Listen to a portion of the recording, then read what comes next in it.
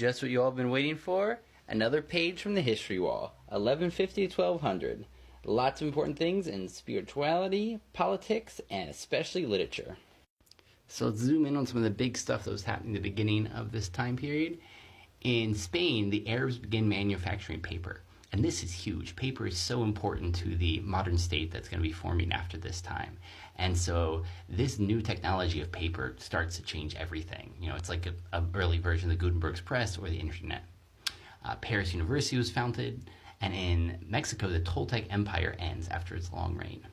In Burma, it's the golden age of Buddhist art. And if you've never seen Burmese Buddhist art, it's really wonderful stuff.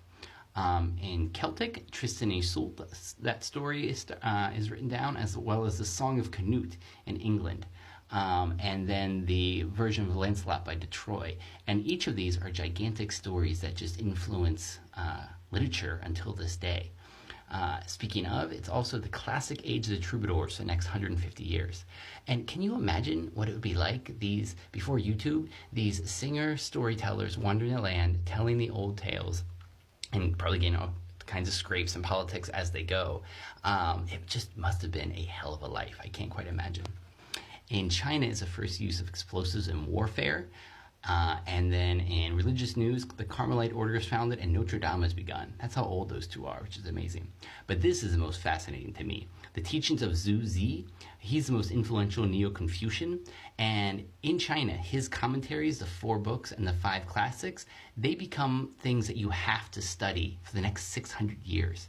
Can you imagine that? That means that today, that would be somebody writing something in 1400, and we're still studying today, and you're just not an educated person if you don't know their stuff. That's what Zhu Zi was like in China for all of that time. So let's go back up here at the top. Oxford University is founded. The Leaning Tower of Pisa is built, though I don't think it leaned in the beginning. Something must have happened. Walther Map organizes the Arthurian legends. This is another huge one because they were floating around, but this is when they really get organized, and these become the soap operas that are just constantly remixed until now. But for hundreds of years, these were such important tales that everybody had their own versions of. In trading news, tea arrives in Japan from China, and indigo and Brazil wood from India to Britain for dyeing. I mean, those are such huge trade routes for this time in history. In French, the first Renard the Fox fables, and also the first authenticated influenza epidemics. We don't know where the flu first came from. There might have been flus before this one, but this is the first time we knew about influenza. And just like COVID, it just can pop up and then haunt humanity for the rest of time. So part 2 coming up.